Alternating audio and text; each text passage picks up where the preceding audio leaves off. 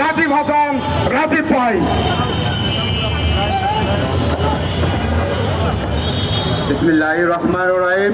সম্মানিত উপস্থিতি, আজকের এই মানববন্ধনের সভাপতি জনাব বোরহান হোসেন বুলু ভাই, আরও উপস্থিত আছেন অনেক মালিক এবং শ্রমিক ভাই বন্ধুগণ, আসসালামু আলাইকুম।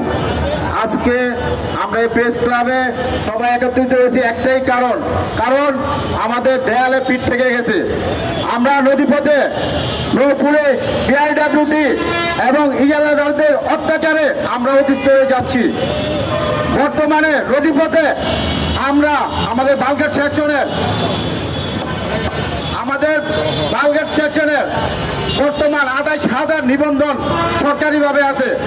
আমরা বর্তমান হিসাব করলে নদীপথে গভর্নমেন্টে আমরা সবচেয়ে বেশি আমরা রিপোর্ট দিই, কিন্তু দুঃখের বিষয় সবচেয়ে বেশি আমরা অত্যাচারিত হচ্ছি নৌ পুলিশ দ্বারা।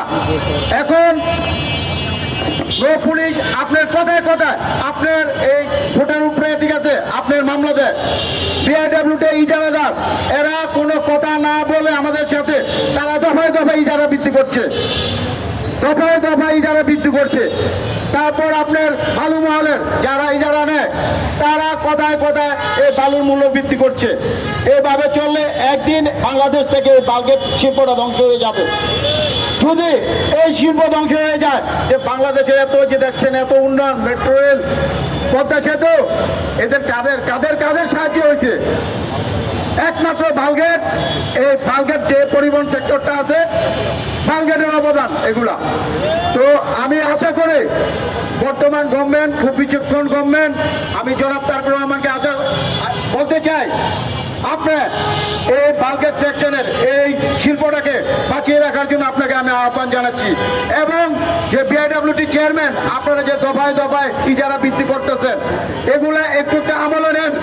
যদি আপনারা না নেন এগুলা, তাহলে আমাদের পিঠ যদি দেয়ালে ঠেকে যায়, আমরা স্টেগে যেতে বাধ্য হবো। তাই বলছি, আপনারা একটা ন্যায় বিচার প্রতিষ্ঠা করেন এই বাংলাদেশের বালগেটের শিল্পের উপরে। এই বলে আমার বক্তব্য শেষ করছি। ধন্যবাদ সাধারণ সম্পাদককে। এ পর্যায়ে